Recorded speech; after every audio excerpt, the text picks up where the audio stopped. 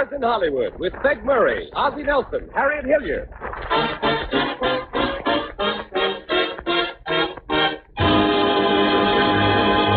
Seeing Stars in Hollywood, the Baker's broadcast, presented by the makers of Fleischmann's Yeast in behalf of the 30,000 bakers in the United States and Canada, with Peg Murray, whose cartoon feature Seeing Stars is syndicated all over the world. Ozzie Nelson and his orchestra, Harriet Hilliard. Tonight, as Peg's guest, Ralph Bellamy and Basil Pitt. Oh, dear me.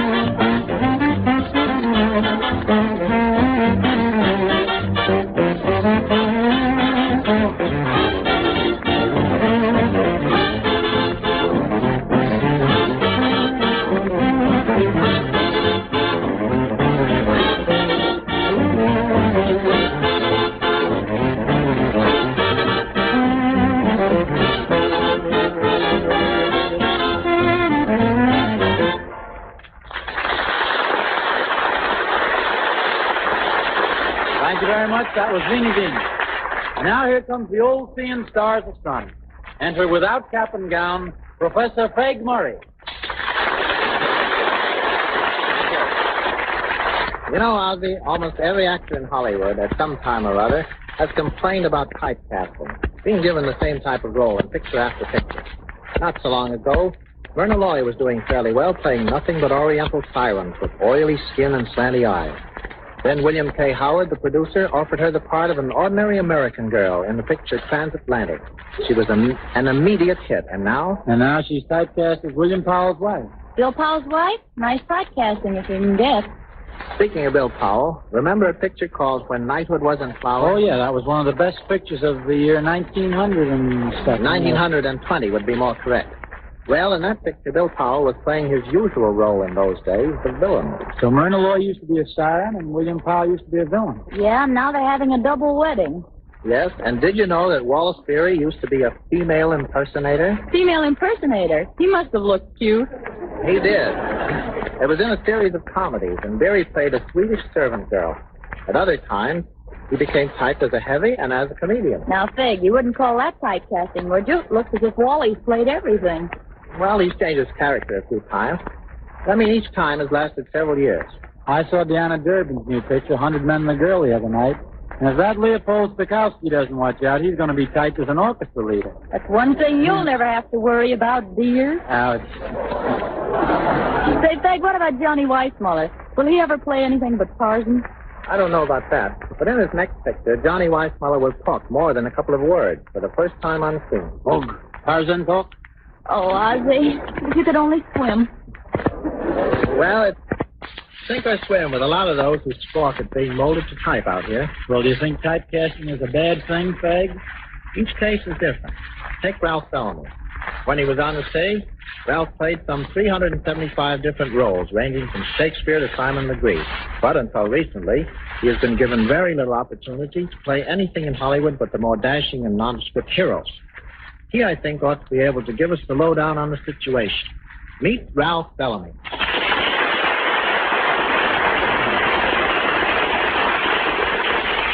You know, Feg, I can't get over the fact that that's little Harriet Hilliard.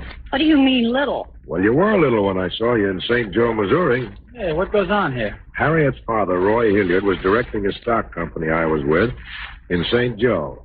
And Harriet, who must have been all of 12 years old, trundled up from a girls' school in Kansas City to see him. That's the first and last time I ever saw Harriet Hilliard. I remember. Daddy had an awfully cute leading man in that company. Who was he? A guy named Bellamy. He was cute, wasn't he? Ducky. Well, Ducky, what is your opinion of this casting business? Well, Feggy Weggy, I'll tell you. There's a stream up near Arrowhead that a few of us know about, and if you promise not to tell anybody, I'll guarantee you the finest mess of mountain Just a minute, my boy. I'm not talking about fly casting. It's type casting we're interested in. Oh, that? Yes, that. I see.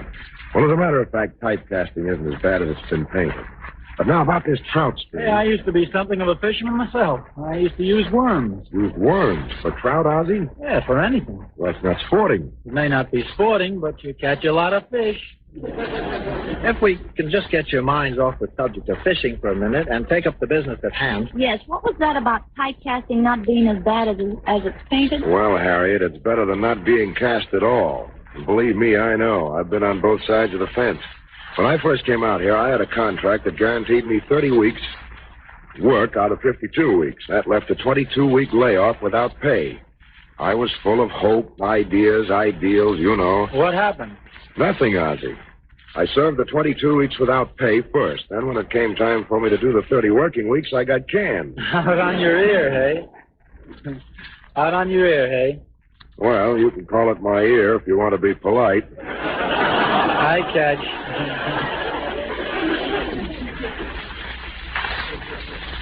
Seriously, Ralph, don't you think there's a limit to this business of casting an actor into a mold? Sure I do. So does every actor. I know I got pretty sick of playing those nondescript heroes you talked about. But once I was a gangster, though. You were? I don't remember that. Sure, it was in the first picture I ever made. The Secret Six was the name of it. And I was the complete gun guy with pearl gray hat, blue serge suit, and even a scar. Though Wallace Beery, who was playing heavies then, shot me in the back and took my mob away from me. When was that, Ralph? Oh, about halfway through the third reel. No, I don't mean that. I mean, what year was it? Oh. Well, my first picture was in 1930. Well, what brought you to Hollywood, Ralph? I came via Roadside. You mean you thumbed your way out? No. Roadside was the name of the play I was doing. My first big hit on Broadway. How long did it run? The usual 2 weeks. A job that only lasted 2 weeks doesn't sound like much of a big break to me. Any job is a break if you've only got $3 in your pocket. And that's how broke I was. Anyway, it brought me to Hollywood, and in a little while I was in the movies, all ready to be typecast. And since then, you've been cast as just another fellow. A couple of other fellows, Peg, if you don't mind an actor digging for an old one. Then... I know. Then along came The Awful Truth, and they gave you the part originally set for Roland Young. That doesn't sound like typecasting to me. It wasn't. It was a comedy, and I was playing a different type at last. And I understand from the lucky guys who saw the preview that you got quite a few of those chuckles. Chuckles? I hear they were real Bellamy laughs. Well, anyway, the first day, Leo McCarey asked me if I could sing. I said no. Can you carry a tune, he said. Not very well. Swell, that's just what I want, said McCarey. In this scene, you sing Home on the Range with Irene Dunn. I looked at him and said, oh, no, I don't. So? So what? So I sang.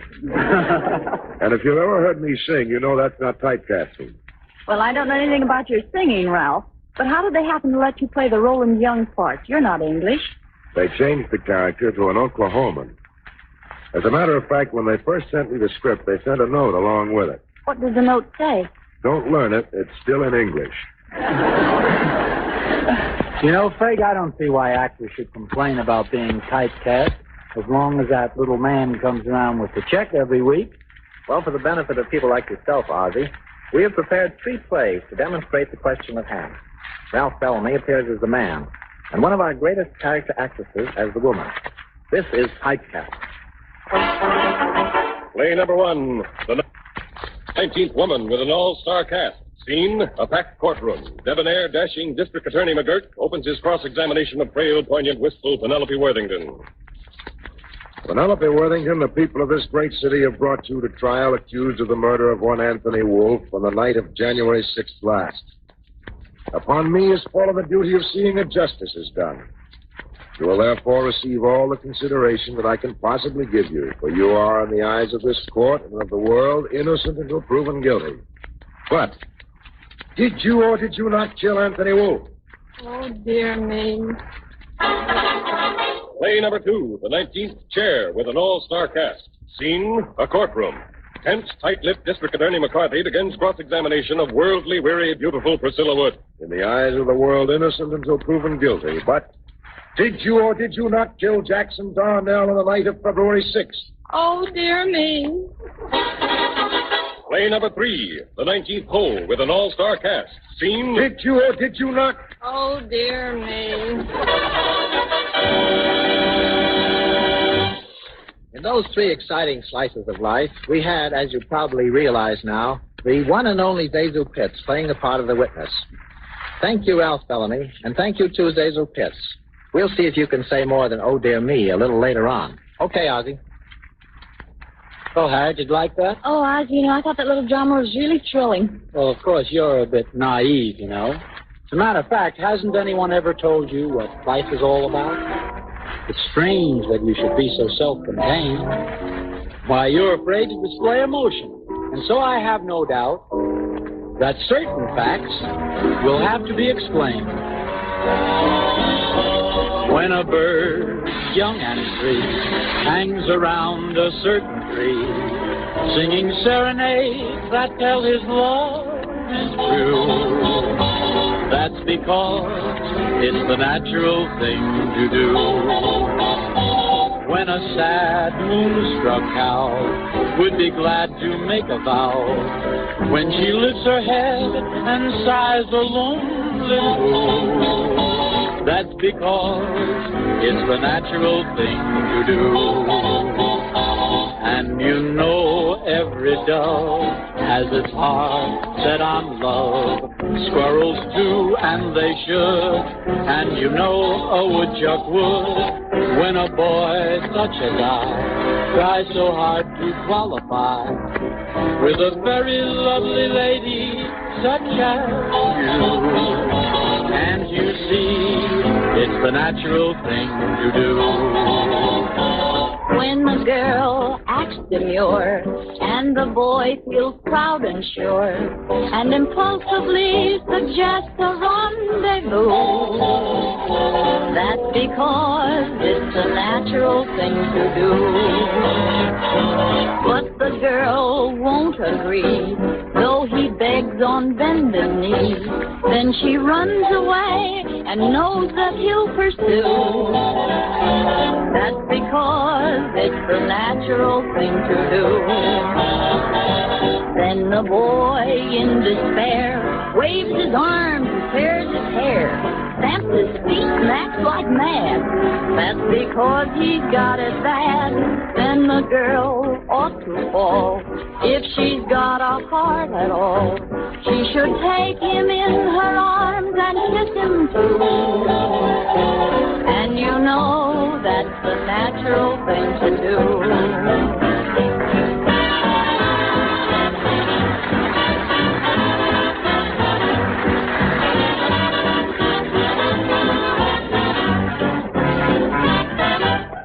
Down through the ages, the countries that have won the most battles and the men who have done the greatest things have been the bread eaters. At times, bread has even been credited with having supernatural powers. But now, at last, we have the scientific facts about the staff of life, the result of 3 years of research at leading American universities. They're facts of importance to every family, regardless of income. For example, everyone should know that bread is one of our most important sources of protein. Proteins used by your body to build and maintain muscle tissue. Also, that bread is the best all-around energy food we have. It gives sustained energy. It gives you energy to be active, to get things done, to keep going. And people concerned about their weight should know this about bread. Scientific tests show that bread makes reducing safer. It holds up your strength and keeps your muscles firm. Also, it helps to burn up completely the fat you lose, and so helps protect you against acidosis. If you want to cut down your weight without hurting your health, follow the new bread diet. On the bread diet, you go light on fats, sugars, and foods that are practically all starch. You eat fruits, green vegetables, milk, and lean meat. And to stay energetic and to keep your muscles firm and strong while you reduce, you eat bread with each meal. Whether you're dieting or not, make bread a part of every meal.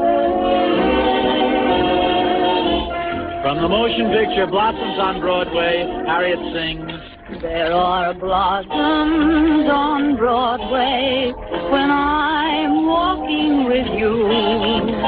Blossoms where trees never grew.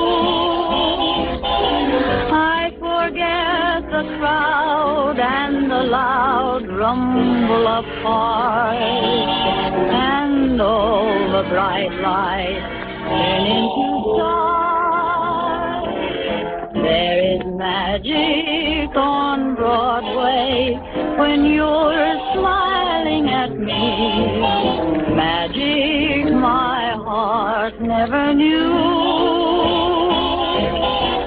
What a joy to be blissfully wandering through the blossoms on Broadway with you.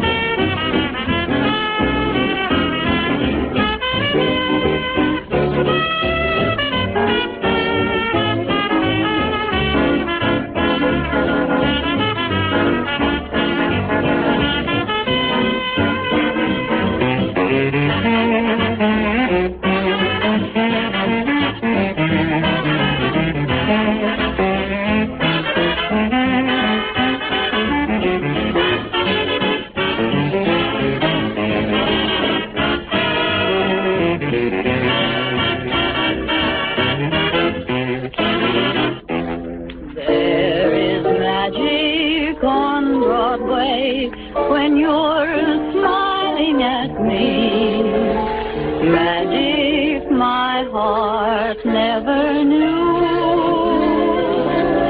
What a joy to be blissfully wandering through the blossoms on Broadway with you.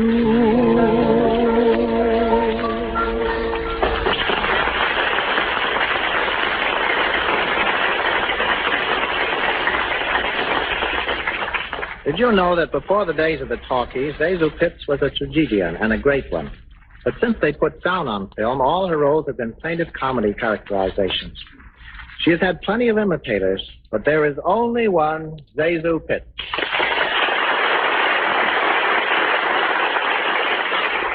I should think one would be enough. Ozzie, just what is it about the way you say, "Oh, dear me," that makes it a funny line? I don't know, but I wish that whatever it is, it wasn't. You don't mean to say that you mind saying, "Oh, dear me." Oh, if you don't mind, Harriet, that wasn't quite right. No? No? No, it's sort of, oh, dear me. Oh, dear me, there I go again. Well, what's wrong about that? Everything's wrong about it, Peg. You talk about being typecast. How would you like to be typecast for 3 words? I think that'd be very funny myself. You do. Well, fun's fun, but a girl can't laugh all the time. I wake up in the middle of the night saying, saying it. People come up to me in the street and say it. Ozzie, just what has changed you from playing tragedy to comedy, anyway?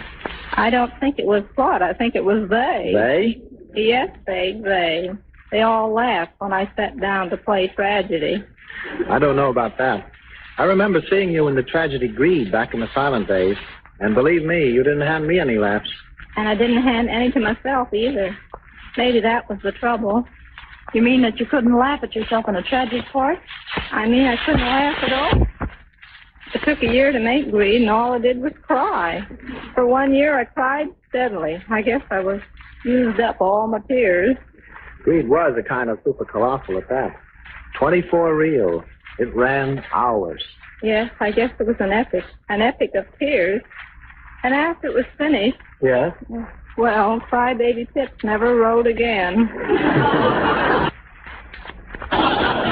What we're trying to get at is what made you change from tragedy to comedy? Did you or did you not? District Attorney McGirt. Well, I really don't know, Peg. Maybe it was my voice. Your voice? Yes, Harriet.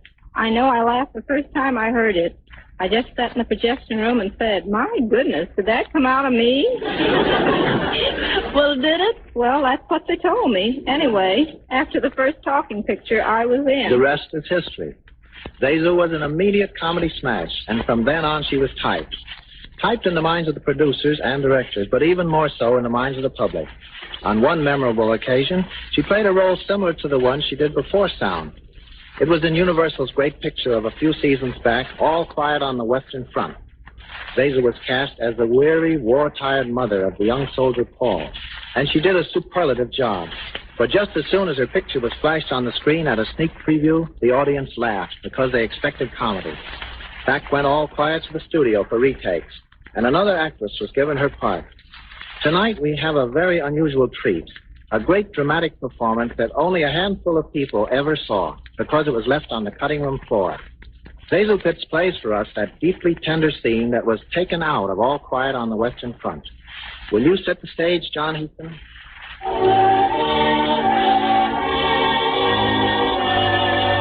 War-torn Germany. In the trenches, death and the piteous cries of the wounded. At home, slow starvation and fear. Fear for the safety of the husbands, sweethearts, brothers, and sons in the front lines. Paul Baumer, 2 years ago, a carefree young high school lad, now at 18, a bitter, disillusioned veteran, returns home on short leave to find his mother weak for lack of food, desperately ill. He enters her room. Mother. Paul, you've come back. No, Mother. I'm not wounded. I just got leave until tomorrow. Aren't you happy? Happy? Look, Paul, I'm crying. Here I lie and cry instead of being glad. Oh, I'm a silly one. We'll have to get down that jar of blackberries. You still like them, don't you, Paul? Yes, Mother. I haven't had any for a long time. I know. Oh, sit down beside me, my baby. Paul. Yes, Mother? What's the matter? Have you been away so long that we're strangers? Strangers? How could we be strangers? Look, Mother, I've got some little presents for you from the trenches. Some cheese, sausage, some bread. 3/4 of a pound of butter. Real butter, Mother. Paul, you've been starving yourself out there. Well, don't you believe it? These were extra. Is it pretty hard to get food here at home? There isn't much. Do they give the soldiers enough to eat? Yes, we have enough. Is it very bad out there, Paul? No, not so very. There's always a lot of us together, so it isn't so bad. Are you sure? Yes, Mother. Well, the Muller boy said it was awful. Is Muller here now? Yes, and he's wounded. I know. And he says that gas and all those things are terrible. Oh, that's just talk. Oh, what about me? Look at me. Have you ever seen me looking better? Oh, no, Paul. Here, help me up. Oh, Mother, don't get up. Oh, I must. I want to get to some of that blackberry jam. Oh, no, you mustn't. You'll catch cold. Besides, it's late. I'll lie back in bed. Go to sleep. There'll be plenty of time to sleep when you're gone. Must you go tomorrow? Yes, Mother. Are you very much afraid, Paul? No, Mother. There's something I want to ask you. Oh, please be careful at the front, Paul. Yes, I will. I promise I will. And I'll pray for you every day. Oh, Paul, if you could only get a job that's not so dangerous. Could you? I'll try. Mother. Mother. I think I'm a child. Why can't I put my head in your lap? What did you say, Paul? Oh, it was nothing. Now you lie back.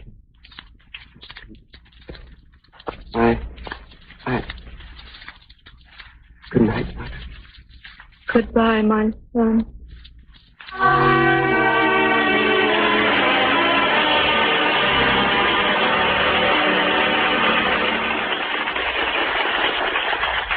Thank you, Azazel. You know, after hearing that, I'd like to see you do more parts like it. Would you really, Faye? You bet I would. Oh, dear me.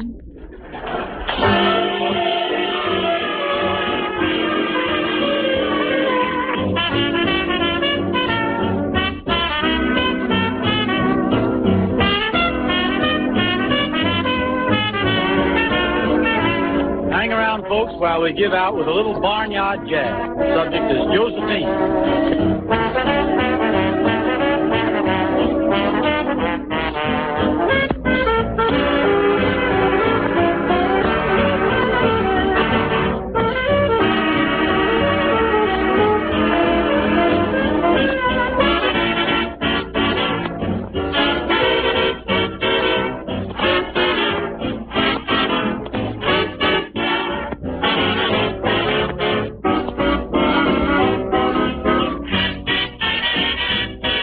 There never was the gal I could love like I love my Josephine.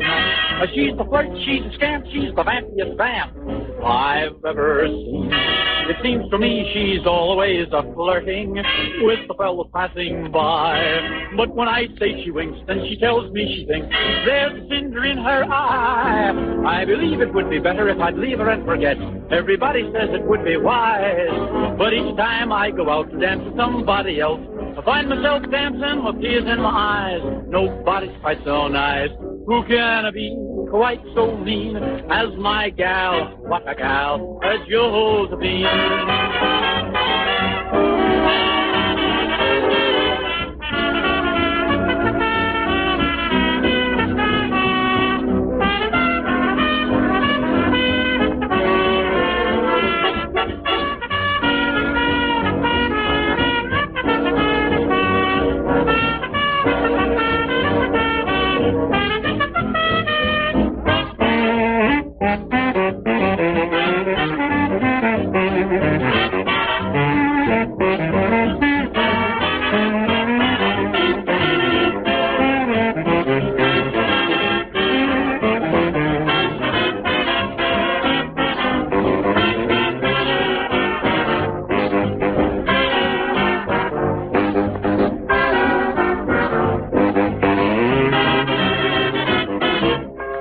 Hollywood, where they do everything up brown, the business of eating is no exception. Nobody knows that better than the man we present now, head chef of the executive dining room of Columbia Pictures, Andy Anderson.